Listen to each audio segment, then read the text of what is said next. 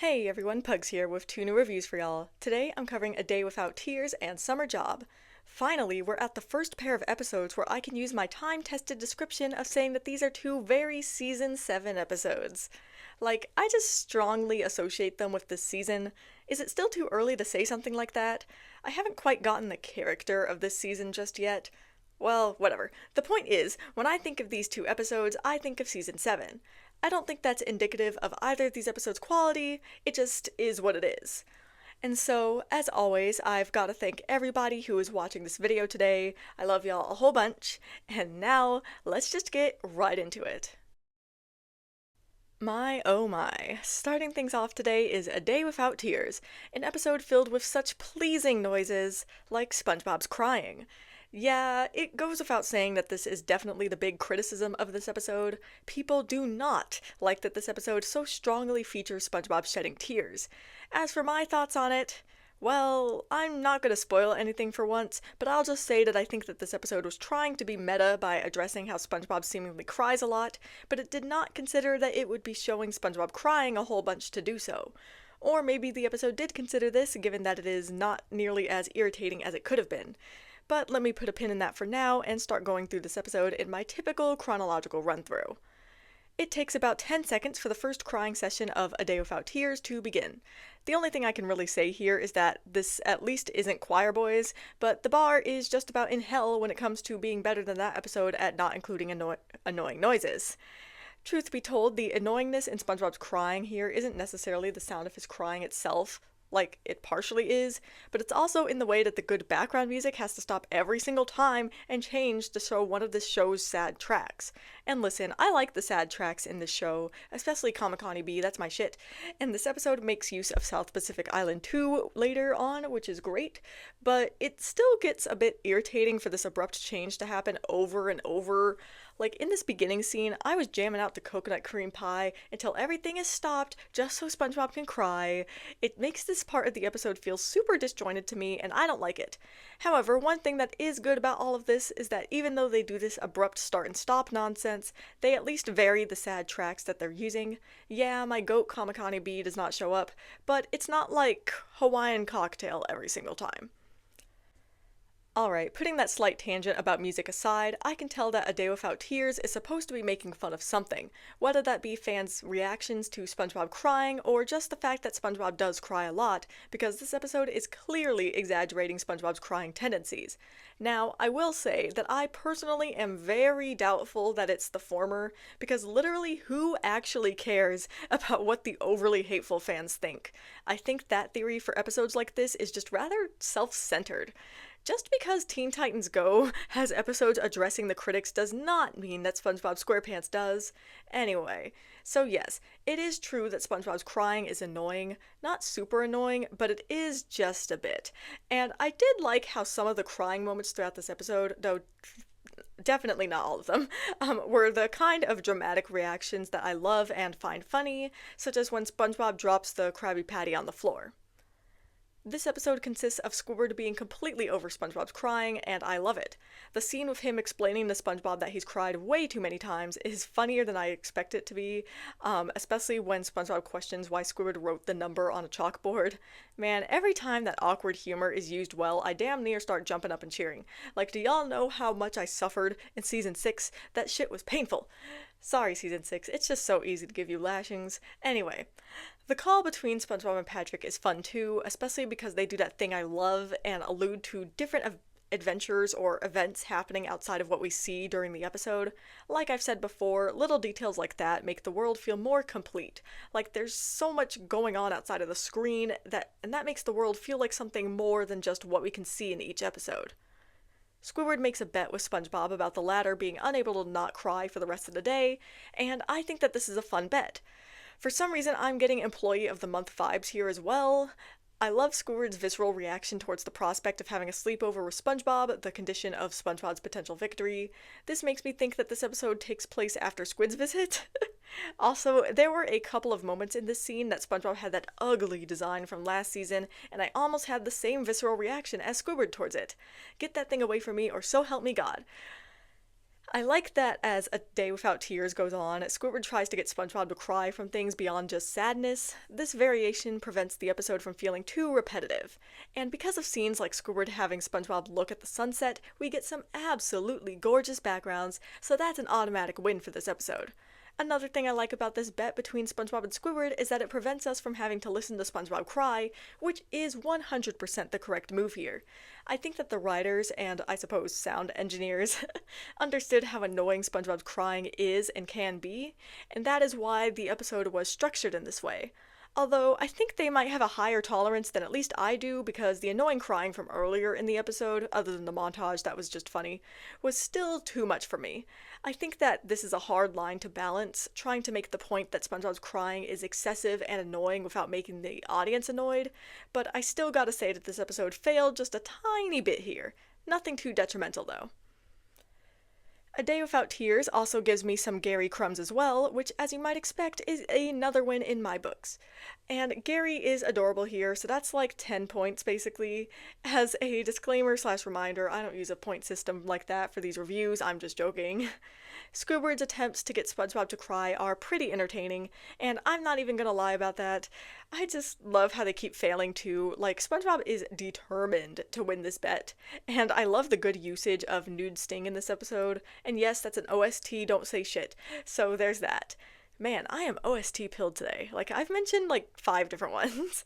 Anyway, the TV programs were a fun bit as well, especially the news segments, and I love how SpongeBob just ends up throwing his TV out the window. That was hilarious.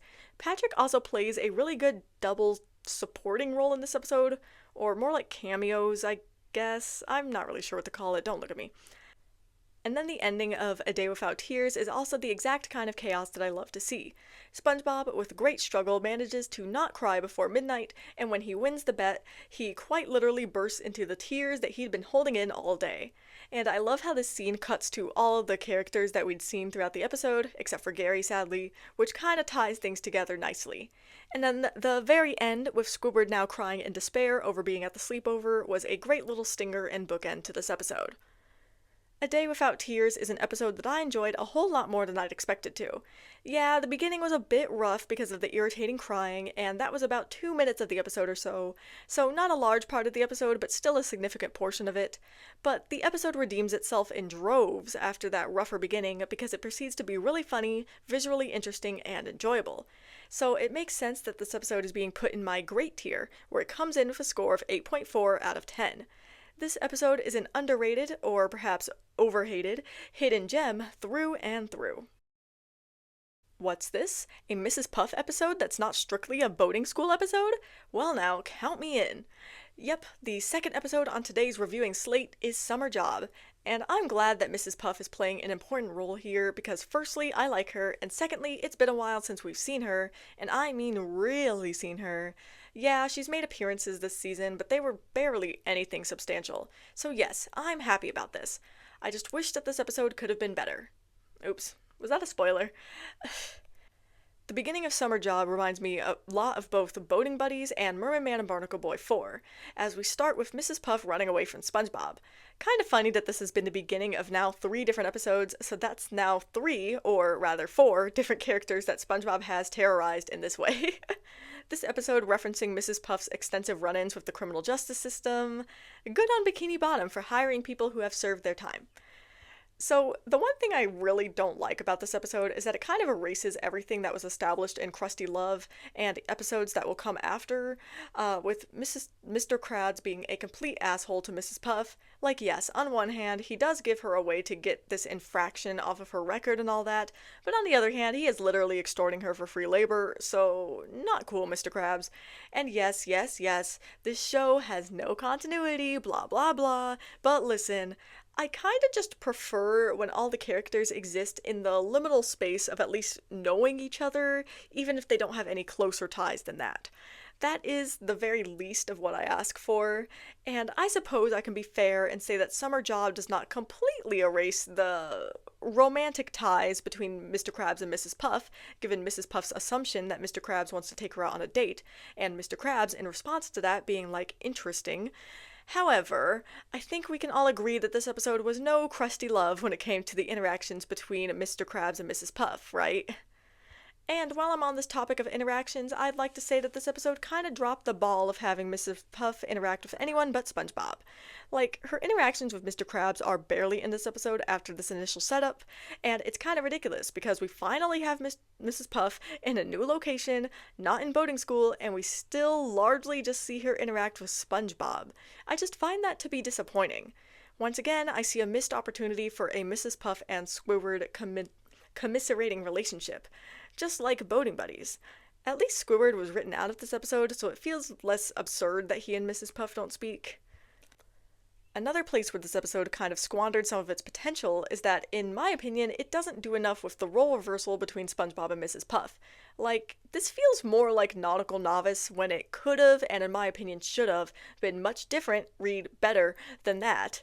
And SpongeBob is kind of very annoying for much of this episode, even though he's just being his earnest self who is also a perfectionist, particularly when it comes to his job at the Krusty Krab. Like, the entire scene with the register just irritates me, and it isn't funny. And I just spend most of this episode feeling awful for Mrs. Puff, because she doesn't get a single break throughout all of this. For example, Mr. Krabs coming out and being super rude with her when SpongeBob is being super fucking annoying. It's just an irritating mess. And there really isn't much more I can say about this plot other than that, because this is one of those episodes with a very simple plot that relies mostly on jokes and repetition. And that, of course, is not inherently an issue. But when the thing you are repeating is annoying and the jokes you are relying on aren't funny, yeah, it becomes a problem. And a problem it is in this episode because I'm bored and irritated. Not a great combination. Even the bit of chaos we get feels uninspired, or maybe that's just the annoyance I already feel talking. Whatever. The fact that Summer Job ends with Mrs. Puff being happy about being arrested should tell you all you need to know. Well, actually, there have been good episodes with this exact same thing, but, well, this episode is not doing time. I can tell you that much. At least having Moana play in the background of Mrs. Puff being arrested mollifies me slightly. Ha, found a way to get OST pilled in this review too, it seems. Anyway, considering that Mrs. Puff went through all of this essentially torture at the Krusty Krab to avoid jail, having her end up in jail like this for 7 years makes everything feel pointless. Especially because SpongeBob ends up volunteering at the jail for the entire summer, so the payoff, and this is the payoff to the note established at the beginning of the episode.